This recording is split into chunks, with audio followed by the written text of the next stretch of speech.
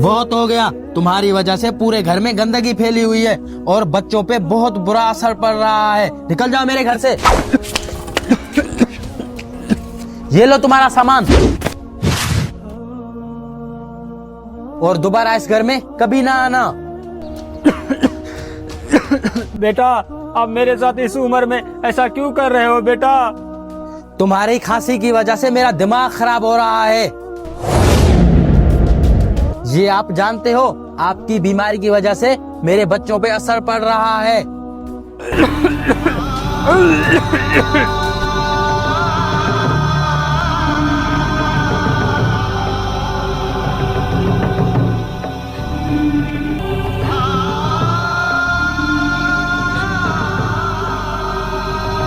ठीक है ना, अब खुश हो?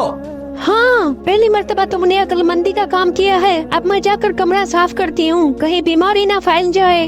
हाँ हाँ, जाओ कमरा साफ करो।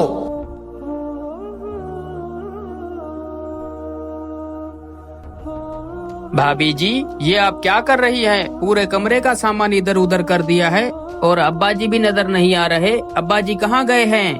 अब्बा जी चले गए हैं। इस कमरे में अब से तुम रहोगे। देखो, पूरे कमरे की मैंने अच्छी तरीके से सफाई कर दी है। अगर कोई कमी रह गई हो तो बता दो, मैं वो भी कर देती हूँ। मैं इधर रहूं? अशरफ, जाओ अपना सामान लेके आओ और आज के बाद इस कमरे में शिफ्ट हो जाओ। मैं इस कमरे में कैसे शिफ्ट हो सकता हूँ? अरे तुम यहाँ खड़े खड़े क्या कर रहे हो? मैंने तुम्हें कहा है ना, अपना सामान लेके आओ और इस कमरे में रखो। भाई, मैं इस कमरे में नहीं रहूंगा। आप इस कमरे को हमेशा हमेशा के लिए बंद कर दो। वो है क्यों? क्या मसला है तुम्हारा? तुम्हारी भाभी ने इस कमरे को अच्छी तरह से साफ कर दिया है। भाईजान, आपको एक बात बताऊं, जब तुम्हारी और मेरी औलाद जवान हो जाएगी ना, वो भी इसी तरह हमें धक्के मार कर निकाल देगी, जैसे आपने बाबा को निकाला है।